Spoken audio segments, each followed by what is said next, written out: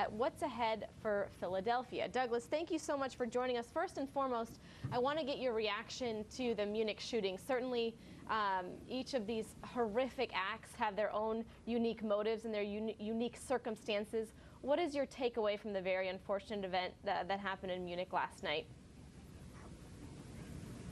Yeah, well, first of all, thanks for having me. I think in Munich, what we're starting to find out is tragically it looks more like a lone wolf situation. It seems to be very little tie to ISIS and terrorism. You know, that's not to take away from how horrific it is and the tragic loss of life. You know, the German investigative services, and when I was at DHS, I worked with them incredibly closely, are very, very good. And I'm sure they are digging into this aggressively and looking for any sort of motive. You know, what seems to be reporting out so far, though, it was one deranged individual, and thankfully with no direct tie to ISIS. When we look ahead to Philadelphia, and you said that I want to tap into your experience when you worked at DHS, what are officials, how are they working to constantly stay on their toes for every scenario possible when you look at a gathering of so many people upon one city? No, absolutely. You know, the good news is they've had a long time to plan, and the Secret Service, because this is a national security event, has the lead. And the Secret Service does these events, you know, year after year. When both Cleveland and Philadelphia were picked, they start their planning processes. They immediately set up a team. While the Secret Service has overall authority on it, you know, there are literally hundreds of different agencies that sit around the table as they plan on that.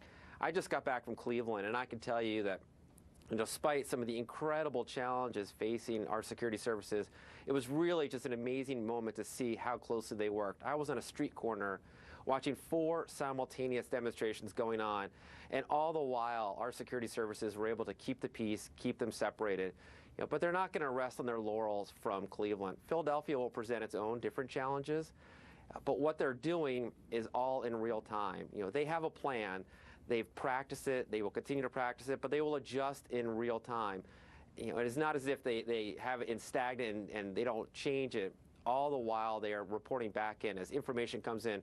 I can assure you that they are tracking what happened in Munich, you know, what happened in Turkey a week ago, what happened in France, and they are constantly evaluating and changing. But the amazing thing to see is just how closely they all work, from the Secret Service to Homeland Security Investigations, TSA, FBI, the Philadelphia Police Department will play a significant role, the Philadelphia State Police, the Army National Guard. How do all these agencies work in coordination? I mean, that's a huge undertaking in itself. Yeah, no, it's really an amazing one to watch. You know, I was involved in a lot of these large planning events, and when the planning first starts, the room is very small, and as it gets closer and closer, the rooms get larger and larger, and they have what are called countdown meetings. And in these countdown meetings, you will literally see hundreds of people representing all the different agencies, everyone obviously starting with the Secret Service, all the way to the U.S. Postal Service. All the various elements that will intersect during that week in Philadelphia are around this table exchanging information in real time, you know, working from a plan that the Secret Service has set up, but constantly adjusting it depending upon what is happening. You know, weather circumstances, they have meteorologists on standby tracking weather just on every possible scenario. So it's a massive undertaking, but Secretary Johnson, the current Homeland Security Advisor, Secretary, has been incredibly active and involved and leaning forward on this, and particularly in light of recent national events, even up the security plan in Cleveland.